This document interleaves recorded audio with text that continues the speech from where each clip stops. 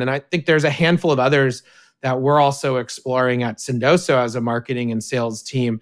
And I think a lot of companies are in that boat right now of like saying, hey, as we look into 2025, what other channels are underutilized? The short list of a few for us, besides direct mail, I'd say is thinking about podcast advertising, newsletter advertising, thinking about LinkedIn social, thinking about communities and some of these like peer-to-peer communities, thinking about like advisor and other warm intro channels. And then I think educational courses and other ways that you can be a bit more like thought leadership driven. All those are, I would say, things that, you look at a few years ago in a board deck would not be listed out. And I think over the next couple of years, you'll see those way more prevalent and marketers needing to test these less traditional channels. Welcome to the Product Tea with Leah. I am your host, Leah Darrin, and we are about to spill the tea with the best from tech about product growth and senior leadership topics.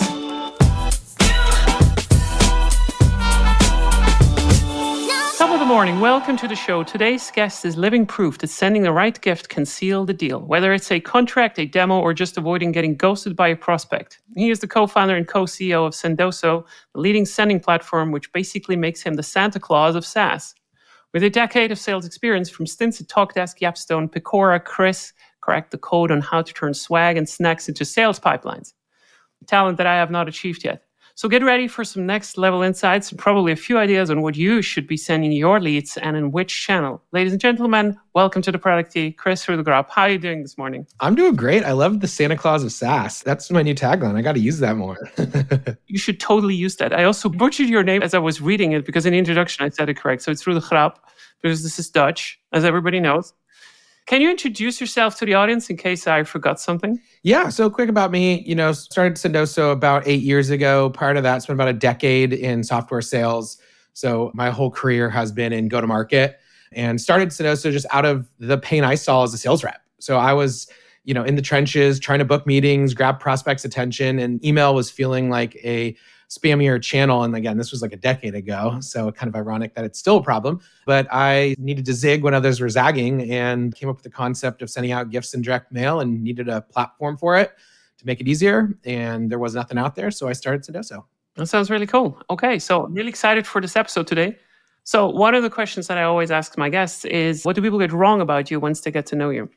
Yeah, I think one of the things people get wrong about me is, I was a sales rep turned CEO. And I think there's a bit of imposter syndrome there. People are like, oh, this is just some sales guy, sales bro.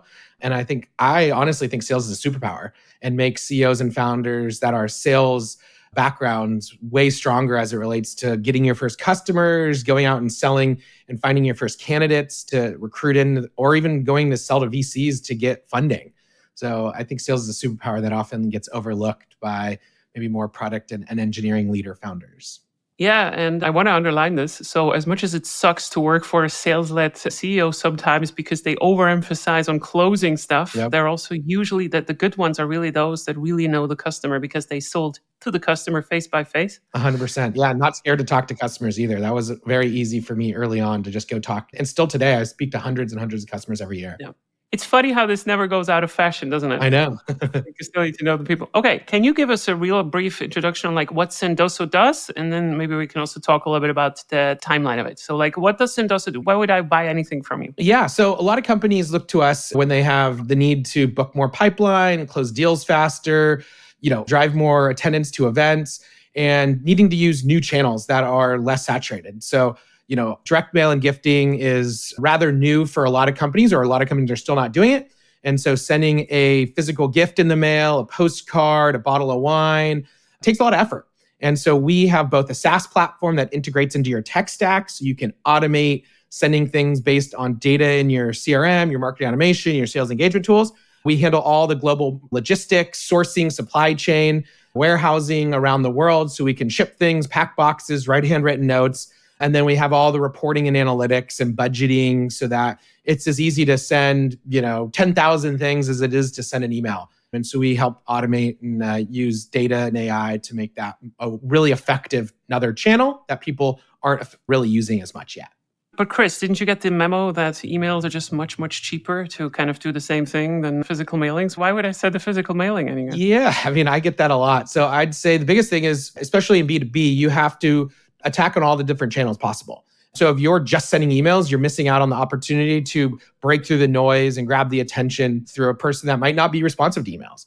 And so I think that's one way. I also think that, if you can book a meeting, months faster because someone responds to a gift or a direct mailer, as opposed to many months of sending an email, like what's the cost of booking, revenue 2 months sooner? I think that's another way to look at it. And in today's world, it's noisy out there. And I think AI is making it even easier to send spammy emails out or sending a gazillion emails out. And so, marketers, salespeople need to respond, and, using gifting and direct mail is a channel that can break through the noise. Okay, let's go a little bit into the details, because this is kind of like my jam. I mean, not like physical emails. I hate them. Like the only thing that I do with the physical mailings that I get is like I use them as firewood in my fireplace. But the core audience here, the way that I always thought about B2B demand generation used to be that when we started to do product-led growth. So in the classical sense, and we're going to talk about it a little bit also, like where you are right now at Sendoso with this, right? Because you started with PLG, went to sales-led growth, and then back to PLG and so forth. The original concept was about convincing the customer with more effort than before that their money is well spent without having to go through a salesperson. So what I mean with freemiums, trials, that sort of thing, right? So like we started to develop a lot of effort that we did not have in the past to kind of just like tease you. It's less about marketing. It's more like honest marketing or whatever you want to call it. Mm-hmm. So is this worth my time? I do think right now, because these channels are getting also saturated, right? Like we have more choice for the same solutions. There's just more competition. Yeah. AI does not make it better either. We now have to convince the customers of something completely different, even more top of funnel. And that is this worth my time to even check out? So the first part was about how is this worth money? Yep. And now the prelude to this is like, is this worth your time? Yeah. And so far, the tried playbook by HubSpot was quite revolutionary a couple of years ago, where they were like, hey, we're just generating now content and inbound and so forth. And I have some interesting opinions on this. So for your own business, how did this develop, and why did you turn away from the light of PLG to sales-led at some point? Yeah, I'll give you kind of the history. So we actually got started with sales-led. I think a lot of founders just say, hey, that's a shortcut to seeing if you can get an MVP to market. You can just go out and start talking to people. And, we kind of hack together onboarding and billing and all this in the early days and didn't build that fully into the product. And sales-led worked really well for us because we were also had to evangelize and educate on a new category. And so we weren't seeing everyone just raising their hand saying, hey, I need a direct mail gifting platform. We had to go out there and tell them and sell the dream and the vision and evangelize it. And so I think that for newer categories, you kind of need a sales consultative-led approach. I mean, it still works today, but for probably 4-ish years in, I saw the light and said, hey, in the future, we're going to need to expand to other verticals that we need a PLG or a freemium-led approach. We're going to have ankle biter competitors come in, and we need to defend that with a PLG approach. We're also going to have pricing compression over the next 5 years and need to have a lower cost solution. And so I kind of foreshadowed year 5 saying, hey, in the next 5 years, we need both a PLG and a SLG or sales-led growth strategy. I was able to get some funding from my kind of exec team board to say, hey, let's go to hire a couple people. But that quickly turned into a bit of a disaster, if I'm being honest, in that, some of the other execs on the revenue side said, I don't need PLG. I can hit my number this month, this quarter without it. And I'm thinking like 5 years in the future. They're more or less thinking this month, this quarter. And so we built it, but then we pretty much killed it after about 6 months because the thought that it was going to cannibalize our enterprise kind of sales-led business. And so then about 3 years later, and this was kind of about the 22, 23 timeframe when the whole world shifted and SaaS needed this, recessionary period and you needed to have efficient growth. Our board and exec team said, bring it back. We need it now. We need it yesterday. We need a lower CAC. We need to drive leads into the funnel at a lower cost. And so we brought it back, but it was on a different code base at that time. The product evolved a lot, but then our freemium solution wasn't evolving at the same pace. So there was feature parity issues when you upgraded. So that was kind of a broken, shitty process. So then we needed to kill it, rebuild it, and then we relaunched it in a new fashion about a year ago, and then learned a lot in the last year and are iterating and relaunching kind of a new version of it over the next quarter or so. How long did you try to fix the old product before you realized, you know what, we have to rebuild this entire thing? This is pointless. It's not going to be optimized into goodness in a way. So I thought that I could go to a little island and build our PLG product because the rest of the exec team and my board was against kind of launching it at the time. And so we kind of built it on a different code base, a different UI a bit. And that was very problematic when you needed to upgrade to the full solution and stuff changed. So that was probably me being greedy and saying we need this and not getting the whole team on board. And so that became problematic, managing two code bases. And eventually we needed to kill the old code base and then rebuild a freemium product in our new product. So that was a learning not to do.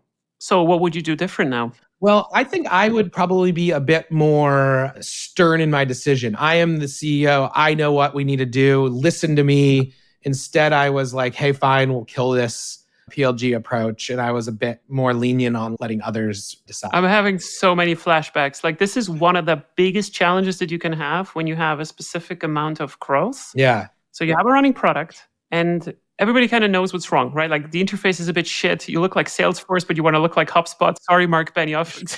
I always make jokes about him. No, it's fine. He's not coming to the podcast. Maybe he is. I don't know. Maybe. I don't know. But anyway, this is one of the hardest challenges where you're like, because the mantra, like in changing products, is always like, oh, do all these incremental changes. Yeah. Everybody tells, right? Like, so how can you de-risk something like this? And the success story of HubSpot back then when they disrupted themselves and kind of, I mean, they didn't invent PLG, but like at that particular scale and business, it was kind of a new thing, was to do exactly what you said, right? Like they sent one team on an island outside of the code base. This is super important, outside of the normal processes, as far as I know now from a couple of friends at HubSpot. Otherwise, it's not going to work. What happens if you try to build something new into an existing code base, CMS, and whatever, what all the other bullshit that you have with planning and so forth? You have all the downsides from your enterprise process with no upside of the new product. Yeah, I was just going to pause there. I think you can relate, right? Oh, yeah, I can definitely relate. Yeah. So let's say you have something like this. So you have a newer version and you believe in it, like sometimes you also, the feature parity is also a risky one because sometimes in the new product, some features should not be in, even though they realize, they make a little bit of revenue. Is there something on a conceptual level there where you feel like, that this is what we should have changed? So we have, I don't know, like a simpler version, even if we lose a couple of customers, because there is churn with this as well. Yeah, I mean, again, I think it's a bit of a decision that is a bit more long-term that you need to bet on. And you're going to have cannibalization. You're going to have some churn. You might have some customers that you should actually downsell. And in fact, I was a proponent of saying, let's lose money on, I think it was maybe like 15% of our business to push them to a lower product and say, hey, you're actually overpaying us. Go to this better product that's more right for you and fit for you. But that's hard for, short-term SaaS companies to stomach. And I said, fuck it, I'm looking at a 5 to 10 year horizon. And I'm going to pat myself on the back in 5 to 10 years and say, I'm glad we did this. But that is really, really hard to stomach when you're, everything is all this quarter, this month. Yeah, it's a challenge. This is extremely hard also to go against boards, right? It is, yeah. It's going against boards and going against other execs on the team that have differing opinions. I think at the end of the day, there's a mixture of how do you present it in a way that doesn't cannibalize the business as much, but, I look at it as like one step sideways for 10 steps forward, but it's, you're always going to have cannibalization. So. Yeah, and I think the self-preservation instinct that people have also like in your exec team and so forth is much stronger sometimes than we think. I mean, obviously you have a closer connection to the business than the little bit of equity that they have. I mean, maybe it's even a lot of equity, but it's not the same as for you, right? Like as a CEO or like co-founder or whatever it is in the end. So that's an interesting one. Okay, so then you return and you now have a product that can be participating in a PLG market. And that's really good to hear. So first of all, congratulations. That's a very hard kind of feat to do. No, I really... Yeah, no, it is. It's hard, yeah. But if we go back to now what this is about, so like go to market, because you also said something very interesting at the beginning. So you said, I'm not sure whether you used the word experts, but I think you said like you're interested in marketing channels that are not overly saturated yet. Can you maybe tap into this really quickly as well? Yeah, well, I mean, one of the whole theses for starting Sendoso was that email was becoming more saturated as a channel. And that was kind of the lifeblood as me as a salesperson. And so I needed to look for other channels that were less saturated or less traditional, you could say. And so that's where direct mail stood out as an underutilized channel, partially because it's harder to execute on and there's more effort in physically packing boxes, shipping things, tracking things. And so I think that is a newer channel for companies, especially in B2B, to grab the attention and build pipeline. And I think there's a handful of others that we're also exploring at Sendoso as a marketing and sales team. And I think a lot of companies are in that boat right now of like saying, hey, as we look into 2025, what other channels are underutilized? The short list of a few for us, besides direct mail, I'd say is thinking about podcast advertising, newsletter advertising, thinking about LinkedIn social, thinking about communities and some of these like peer-to-peer communities, thinking about like advisor and other warm intro channels. And then I think educational courses and other ways that you can be a bit more like thought leadership driven. All those are, I would say, things that, you look at a few years ago on a board deck would not be listed out. And I think over the next couple of years, you'll see those way more prevalent and marketers needing to test these less traditional channels. I don't think it's just the marketers. I think it's the entire go-to-market motion that has to kind of go there. And one thing that I'm thinking about quite a lot right now is that these traditional channels of B2B demand generation, like when LinkedIn started to kind of wake up, like LinkedIn is much, much, much, much bigger than it used to be like 5 years ago. So two interesting things started to happen there. People started to notice that if you start to build a personal brand, so in that case, that attaches it to the company. You also have a lot of followers on LinkedIn and so forth. I also did the same for myself. It worked incredibly well. Can be a very viable strategy to build lead generation.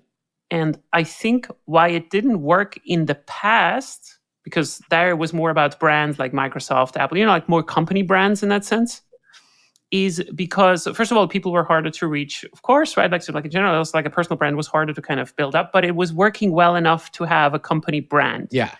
And then with time, people got burnt with brands that looked good over and over and over, right? So like the internet got a little bit shitty. The Instagram advising, like you order stuff, it looks good, but then it feels shit, like it just doesn't retain. So you get burnt all the time. And then you have to kind of attach something that is more personal to this, which is an actual person like you and me, right?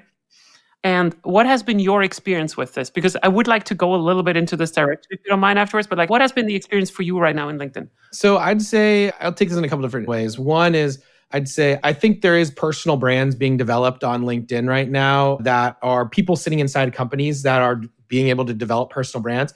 I'm also seeing some of these people leave the company and be able to run their own kind of creator business, almost like influencer, B2B influencer. And I think that there's a handful of those happening in B2B sales and marketing as well. And it's an interesting line between should you as the company allow for this? Are they creating a brand on your dime, or should you empower them and give them resources because they can drive interesting eyeballs to your content? So I think there's a dichotomy there that's less figured out that has some room for interpretation. I think that's one thing that's happening too, is the reason why these people are popping up and the reason why they're getting more eyeballs is as humans and consumers, we're like almost addicted to the scroll. I think TikTok and Facebook and Instagram have addicted us to this scroll. And a lot of people are like, ooh, I don't want to be addicted to the Instagram scroll. I'm going to feel better about myself for the LinkedIn scroll. And I think I sometimes fall into that category. I'm like, I don't want to go spend an hour on Instagram right now. I'm going to spend an hour scrolling through LinkedIn. And then I see more people, click more things, drive more engagement, and the algorithms just continue to blow up. Now, that being said, I think Instagram, Facebook, TikTok have done a great job of like trying to drive e-commerce, trying to drive other conversions. LinkedIn feels like they're kind of behind the eight ball on that, making it easier to, drive conversion and show the ROI and invest more into it.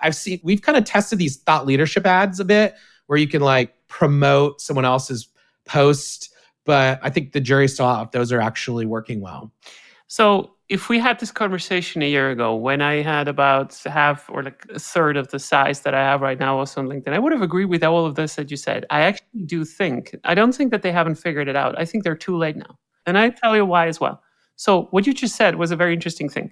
We're addicted to the scroll. So why would you go to the LinkedIn scroll of all scrolls over Instagram? Well, because there's more like it feels less of a waste of time because of like the learnings, right? Like you have people like you and me there, writing, something with substance and so forth. It feels like it's still unhealthy food, but it's not as unhealthy as the other junk food that we get on Instagram. However, I do think, and I'm actively discouraging people, CEOs like yours that are earlier in their stage right now in the company, even if they stay with the business, to build personal brands for the purpose of lead generation. Forget thought leader ads, forget all of this. Like just the time that you invest into this for two reasons. First of all, the entire space gets crowded. Of course, that's natural, right? Like with everything. If it works, then everybody else does it and so forth. Yeah. The other thing is, I don't think, going back to the very original point of like convincing people that it is worth their time to look into something, LinkedIn is going to completely implode on this because in B2B at scale, AI is ravaging everything. Yeah. It will be impossible to tell in 1 or 2 years whether a podcast like the one that you and me have right now recording even happened. Yeah, that's fair. I agree. And because you're constantly getting burned on this shit too much, which means out of 10 LinkedIn posts, 2 of them are already advertisements. Probably around 4 of them sound interesting, right? Whatever. And they look genuine. You go into it because it's like AI or whatever, right? Like, but then you're like, it's shit again. So you're starting to disengage from the channel. And I think this is what's going to happen to almost everybody. And then the channel becomes shitty. It's already starting in YouTube. I'm not sure whether you're listening to or like, are you watching a lot of YouTube? I started to notice patterns where I'm not sure anymore whether some of my favorite channels are starting to use AI or they're just AI and so forth. Yeah. And if it could be fake, people will assume it is fake. That's why building up a new brand from the ground up, I think it's too late. It's over. It really is. I'm going to say that as someone that talks a lot about PLG on this particular side. I do exactly what you also said. Go to the niche communication channels for your specific customer group if you have a vertical play. Yeah. And try to farm those. It's more efficient and nobody profits in there of telling you that everything is rosy and great, like if you just post once a week on LinkedIn. Yeah, I think that's a great take. I think AI is going to completely blow up a lot of these channels. Like it's already blowing up email. It's blowing up LinkedIn. Who knows? It's content. The HubSpot, like inbound content creation, SEO play, it's blowing up. It's a wild world for marketers over the next few years. But let me ask you a question. So I think because there's a difference between email and LinkedIn. I mean, you can put both of those next to each other, right? So like both of them have content in there. Some of it is relevant, some of it is not. Don't we have in email really good spam filters now? Like that kind of like, it kind of classifies, my spam filter is pretty good in Google. I have to say, it's pretty good. We don't have that on LinkedIn, right? Like, and I mean for insights, right? Like it's impossible to say whether something is good enough for you or not. I don't know.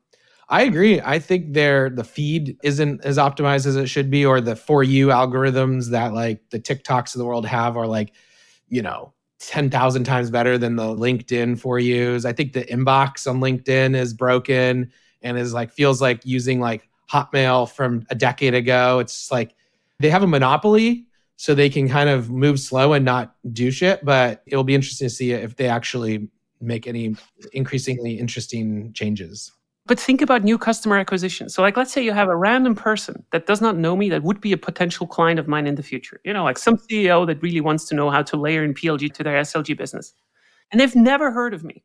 That's the problem, right? Like existing feeds, I agree with you, right? Like you have your content creators, you can say like, I'm interested in this person, don't show me this other person. We will find a solution for this as well, probably with AI, like the uBlock, the bullshit blocker on LinkedIn.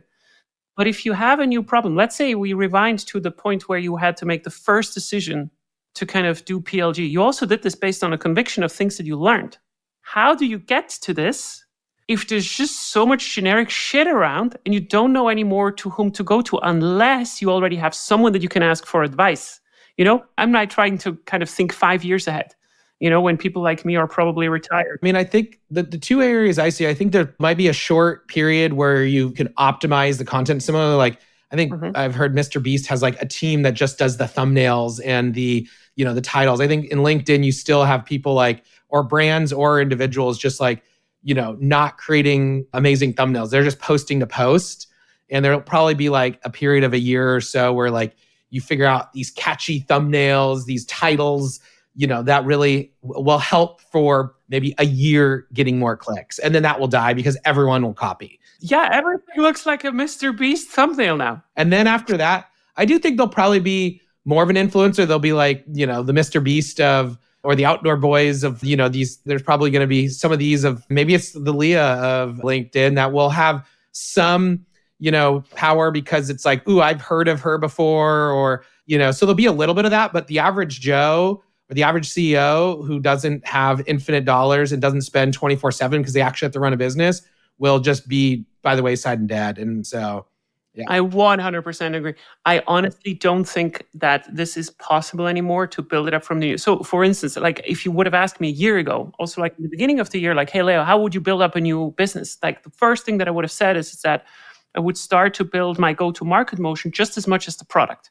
Because you need to also prove that you have a delivery to the market. It doesn't matter how good your product is if nobody can see it. Of course not. We know this now. But I have no answer on how to practically right now do it, also from the ground up, even though I'm running a successful business that I have built up with this way because of exactly what you said, because of my existing word of mouth.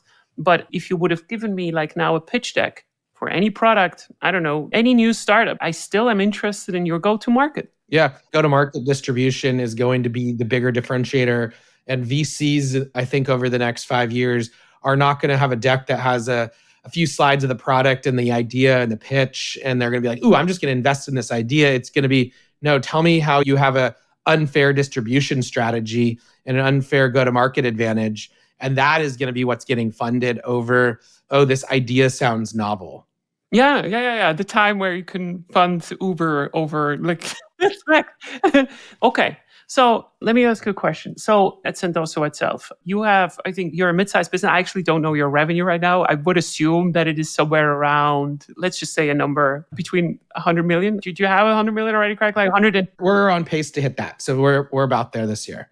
Hey, very good. So this means usually like if you're running at 100 million, you probably have a couple hundred employees, which means you probably have a middle management layer and something in between there and so forth, right? So like you being someone that comes from sales, but also has a strong conviction about marketing and so forth and the product, what is your opinion on everything that we've talked about?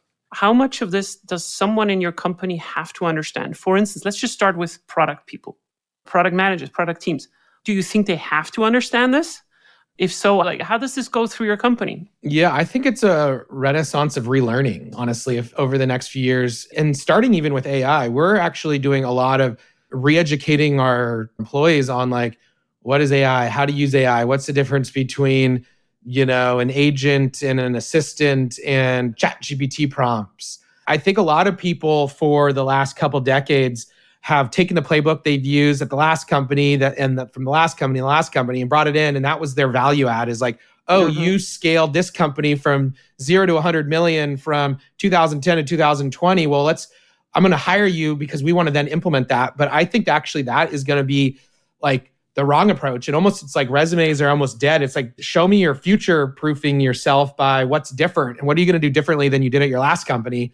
And so I think our current workforce is going to have to up-level themselves and rethink, I think the go-to-market playbook, the outbound playbook, the inbound content playbook. And so, the skill set of looking for people that are open to change, that are creative thinkers, that are out-of-box thinkers, and some of those soft skills are going to pay off more than looking at a resume. And I think that starts with your own employees. And so I think enablement is going to be key. I think continued education is going to be key. I think, and we're kind of doing that already where we're having like weekly kind of learning sessions on how to like re-educate the workforce almost. It's interesting because I think all of this stuff obviously kind of, I don't want to say trickle down because that's a loaded word from the United States, but like it kind of trickles down from leadership, right? And I think one of the things that I also had to do at Got Photo before was to kind of find good silo leaders, like CPO and so forth. And we were looking for almost 10 months, like very intense, for someone that is not too much set in their ways from before, exactly for this reason that you said, has also the propensity to go out, to understand and talk to customers, have this kind of marketing mind and understand that it's not about optimizing this garbage that we have. We got this, the garbage got us here, which is good, it's fine. But in order to get to the next 100 million and so forth, whatever that is, it's going to take much more. Yeah, we had an interesting crossroads about a year ago with our SDR outbound program where, pivoting from this growth at all cost era in 22 and 23, where we had infinite dollars to throw at SDRs and didn't really matter their performance. As long as they were generating meetings, we could arbitrage, show growth, and it didn't really matter. We had to take a step back to say, okay, how do we rebuild our outbound engine and with less of this add a head every couple weeks or add 10 people every month. And instead I was really impressed with our head of marketing and a few others at the team that said, okay, well, what if we started from scratch and we didn't have a huge SDR team and we needed to build this out? And we really took a step back. We implemented a tool called Clay, where we were able to think about a lot of automations first and a lot of data in, data out, and then rebuild our whole outbound engine. And that was really hard because we had to sacrifice, almost say, hey, we're going to forego some meetings for a couple months as we relaunch this new program. Now we're 10 times better off. We don't necessarily need to add another SDR head to add another, 10 million in pipeline. We could do so by launching more automated outbound plays. And, the SDRs are a piece of the puzzle, but are not the entire puzzle. And I think that will happen for a lot of different functions in the business. You have to be able to be okay with making that bet. And I think there's a lot of short-term thinkers that can't risk it. What kind of C-levels do you run right now in your team? So you have a CPO. Do you have a CRO as well? Yeah, we have a head of sales who acts as a head of partnerships. But yeah, we basically have a CRO, a CMO, CTO, CFO. We have really all the main functions covered. I have a very specific question to you because this is one that I think is where very difficult conversations also happen. When we think about how the CRO or head of sales, whatever you want to call it, are being measured for the success inside of the business, we usually have a very clear kind of pipeline targets. How do we drive SQLs from hot to cold and so forth? I also like this SDR play where you said, should we automate it or not, which is kind of like a cost efficiency kind of measurement and so forth. And one of the difficult things that it was also one of the reasons why I'm getting hired in the first place is this difficult kind of thing when you're running both, because you're also running both. You have a PLG motion that goes through the product in some kind of way, but you also have pure enterprise deals that never touch your product until you actually demo it to them and so forth. So we have now two revenue streams that fundamentally were completely different inside of the company, and also on the balancing or on the control sheet. So how do you make sure for yourself right now in the business that the goals that the sales organization has, so to speak, the basic, the stuff that lands on the table of the CRO in that case, is not biting itself with what the CPO or whoever is responsible then also for this more product-led growth part? Can you share an example of how you're running that? I would say one of the ways that we've done it is we've built kind of a very, transactional growth, super SMB sales team that sits under sales that also moves those PLG deals to the finish line or faster or assists as a consultative approach.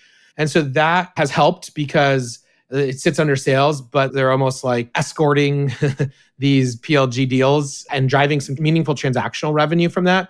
So I think that's one way we're seeing it help is this. So how do you incentivize them on this? So what do salespeople get from? So they're getting commission and they're also getting bonus based on kind of that funnel of kind of the PLG and super low end deals that are coming in. So you're giving away more of the lifetime value of these deals compared to the higher level ones, right? So I like that. Yeah, that's a very good idea. So we do a bit of that. I think that helps bridge the gap. I think we also have had success of seeing these PLG leads come in that then turn into enterprise deals. And so our CRO sees this as almost as a new lead gen strategy, like a new demand gen strategy. And I think that is, once you have that aha moment as a CRO, you then want to embrace it more than a cannibalization effect, saying this person came in and would have, bought right away. But on the contrary, maybe they would have never come in if they didn't have this funnel of PLG. So I think that showing that light. And then, we've tried to, bonus and bridge the gap of bigger targets that the whole exec team can rally behind instead of siloed leaders having their own targets at times. And I think that's created a more team sport. And so the CRO is hopeful that product does their part, product leader, CPO is hopeful that, so there's a bit of teamwork, I think. Yeah, let's make this a little bit more complicated because I know how that circus works or how it doesn't work sometimes at that particular scale, because not everything goes as easy as you said it is. Of course, I think you're someone that also loves to think from first principles, which is anyways the first step before anything gets better. So you just mentioned, or like you presupposed one thing that I wanted to go into in this is this expansion revenue. So thinking about deals, and sales is bringing deals in, whether they're closing them through PLG. I absolutely love this, by the way. They can potentially expand afterwards. So what I usually talk about is that we try to close deals as little as possible, but still with a payment, so we have something from them. So when they're ready to expand, that they can do this afterwards. By the way, still the entire existence for HubSpot also went on record and said that if their SMB deals would not expand into enterprise, they would not be valued as much as they are right now, right? So like it is about not letting go of customers that are growing with you over time. But now we have the problem still that sales is responsible for closing things, right? So like what is the first maybe 1 year, 2 year revenue? Maybe you also get some stuff in there. So how does customer success now play into this? Because traditionally we have separated sales pipelines from customer success. So buy, sales, expand, customer success. We're going to make it even more confusing afterwards, but like, how do you think about that right now at your scale? Yeah, so we also have account management too. That's different from our customer success model. So we see customer success as helping with onboarding and product adoption and product usage. And then the AEs are bringing in the deals, and the account managers are expanding the deals for the most part. And so that I think works for us really well, but does create some roles and responsibility issues or rules of engagement issues, especially when there's customers that are confused on who they should work with, or there's conflicting goals where the CSM is just trying to get another user on to drive more usage, and the account managers are trying to block that, saying we need commercial signed first or this or that. So I think it's a tricky place to be in because it seems like specialization helps with scale, but I think in some cases, if you look at a customer journey and what the customer really wants, it causes more confusion. Now we're exactly at my topic. Like this is driving me around so much. Like this is what you're talking about is this challenge of product-led sales, where the lines become a little bit muddy between what is a big enough deal for us now versus into the future and so forth.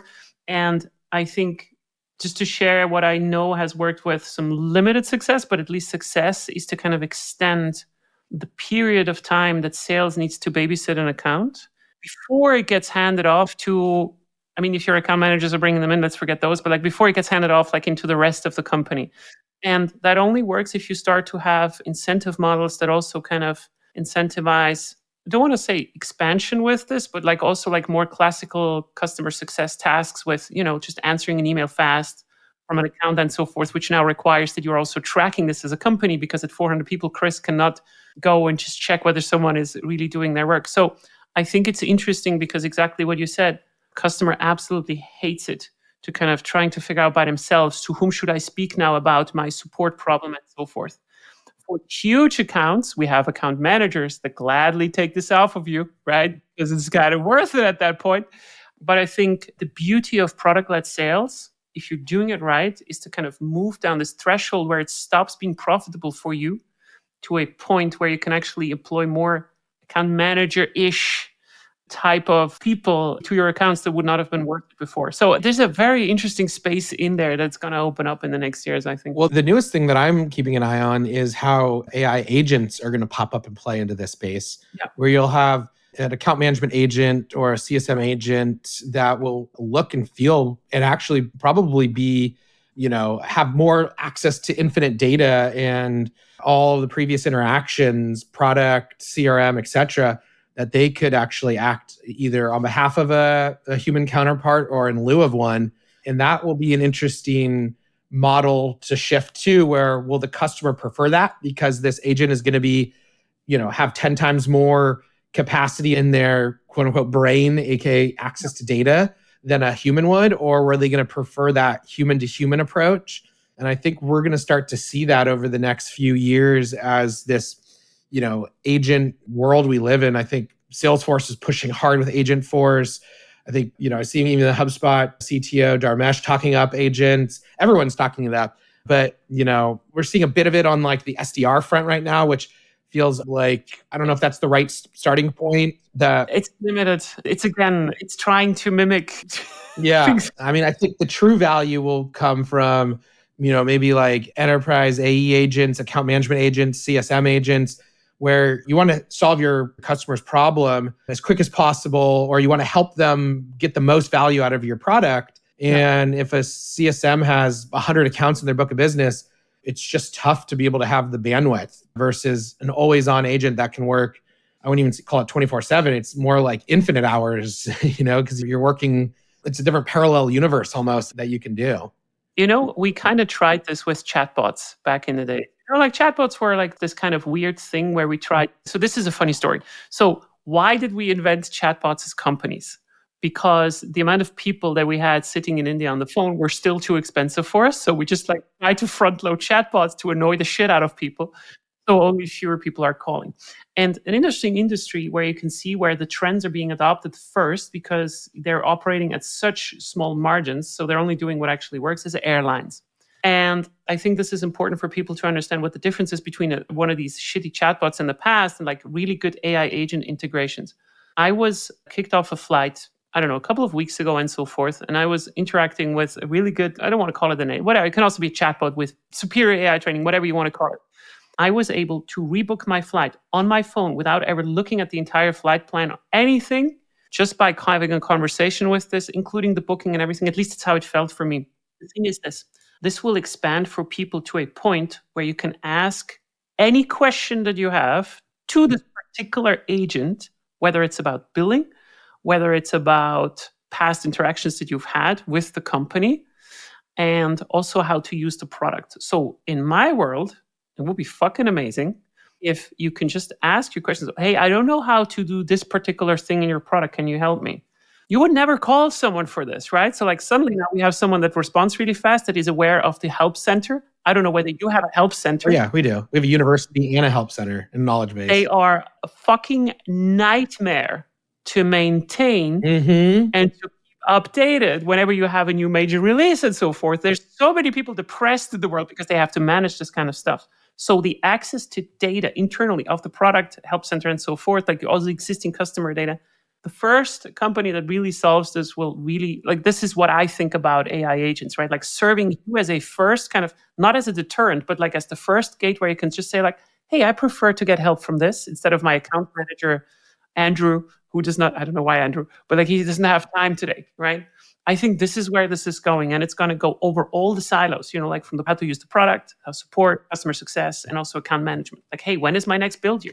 Agreed. And I think the big breakthrough, is a mixture of the audio input, being able to voice your questions and then the answers coming back to you in voice. I think the chatbot era was struck with typing and then getting almost like an IVR tree of 3 responses. You got to click a box, you got to go further and then click a box and type and click a box. So that the UI of just speaking out your needs and then getting that back to you in perfect language back, and then continuing down that path with, a history of the interaction is just going to be game changer for all roles in all industries, supporting a better buyer's journey and a better customer journey. And it is so funny to me that everything that we just talked about has very little to do with the actual product and everything to do with the go-to-market. Even with, if you just call go-to-market also the onboarding, let's just call this also go-to-market for the moment, right? The journey from the customer to a customer that knows what to do and also use the product to solve for a very specific value. Yeah, I think go-to-market is going to be, as you mentioned, is going to be more inclusive. I think, 5-10 years ago, we called go-to-market, that was almost just marketing. And then go-to-market kind of expanded to marketing and sales. And now I think over the next 5 years, it's going to be marketing, sales, CX, because the whole journey is going to be critical because you need the expansion dollars. You need to see them fully onboarded to see that spending, to see that success, to make the LTV worthwhile. And so go-to-market is going to be that whole customer journey from the first time that they realize they have a problem or that you grab their attention or that they're willing to spend 5 minutes to hear you out to, a renewal in the future. Yeah, it's going to be interesting to see how roles change to support that. The closest that we have to this is right now growth teams that we structure almost like product teams. But I still think that all product teams need to understand growth, because how can you build something that you don't know how it's being marketed and also sold and also onboarded and so forth? But I do have another hot take that is maybe now coming true as well. I still don't know the answer for how to better integrate into a cross-functional team sales and customer success, because in most companies that I worked with and also advise, I still see them completely separated from these cross-functional units that actually create products. If what we say is true, and it becomes much more about this go-to-market, or this expanded kind of growth go-to-market kind of definition, then we have a separation between the more classical marketing, which does everything before someone hits the product, totally fine, SEO or AIO, whatever you want to call it, right? And there's this huge space right now opening up about the AI agent that we just talked about, connecting the data, making sure they know everything about the product. This is becoming very involved, right? And I don't see a reason why we should not involve a salesperson into this, for instance. So just really quickly, so I know it's a weird tangent, but imagine you have, instead of a product manager that creates a product, they create a sales process for your SDRs afterwards to use, along with engineers they have along the journey. And so it's like a PM with a sales background, or like a product sales manager or whatever, with designers and everything. And all they do, all their job is to kind of optimize the sales pipeline. Because at the moment, I'm not sure how it is at your company, whenever sales wants something, they have to say please to the product, especially if it's not involved directly with core product value, but more like, hey, can you alter the interactive demo and so forth. But I don't think that interactive demo providers are the final answer to all of this. But I do think there's a new space coming up in this, hey, we need to change how we demo the product to our customers, or this process and so forth. So I think there's something happening there. I agree. I think I'm also seeing GTM engineers pop up too, where you have to be a bit more savvy in terms of leveraging data and APIs to build out your marketing and your outbound motions. So I think some of the things that worked well in product management and engineering is going to be re-leveraged for sales, marketing, and CS, and thinking about how you fine-tune things, how you product manage your processes for marketing and sales and CS. Similarly, that same mental mindset of product and engineering. Man, I think we have the same vision for the future. We will see, in the next 5 years, it's been flying around in my head for a year already. I made a lot of predictions around it, but I honestly do see this happen as well. The thing is that we have to still get past this, is that engineers don't want to work with marketers and salespeople, but... Yeah, we'll see how that changes. We'll see how people are attracted to the, an engineering background, but see the light in terms of maybe the financial upside, or the interesting arena where a lot of engineering now has these startups that are doing a lot of AI engineering, and maybe that will deter people to want to move into go-to-market engineering and using their background for a different purpose. So who knows? It's a really dynamic world we're living in. No, but I think it's going to be very interesting. I'm super passionate about this field. And I think, you're also selling a product into this field. So I think, hey, if you're solving a difficult problem to customers that really, really want your solution, there's nothing better than this, right? Then this is where the good things happen. Yeah. So what's next for Sendoso? What are we going to do when we talk again in 5 years, when you come back to the product T? I think a big focus for us is continuing to, ironically, to use AI to better our product and the data layer that sits on top of what we do. We're really focused on what's the right thing or gift to send to the right person at the right time with the right message and the right delivery channel. And so there's a lot of optimizing for that, and a big suggestion engine on, Kris likes this versus Leah likes that, how to really grab your attention based on everything that we know about, the millions of people that we've helped engage with so far. So I think that's the big focus for us this year, aside from just continued expansion and continued awareness. Okay, that sounds very interesting. Thank you very much for this episode, Kris. I had a lot of fun. Should people get in contact with you? If so, where should they do this? Or should they send you a physical mailing? By the way, if someone applies to a position and they send you first something physical, has that happened ever? An application? Yeah, that happens, and I instantly push it into the top of the list. Or if people prospect into me and they send me a gift, I instantly reply. I probably shouldn't give away my secrets here, but I'll get ready to be flooded with shit. Yeah. But yes, shoot me an email, Kris, K-R-I-S, @sendoso.com. Always love chatting with people. Follow me on LinkedIn. Ironically, after this conversation, asking for follows, but I'm still there. Yeah, check out sendoso.com if you're interested in the conversation here. But love collaborating with other thought leaders and other people that are passionate about go-to-market. That sounds great. And that's it for this episode. Thank you so much for listening to The Product Tea with Leah. If you don't have enough yet, you can subscribe to my podcast right now at Apple Podcasts or Spotify, or you can head to my website, leahtarin.com, which is leahtarin.com, where you can find much more of my material or just want to work with me.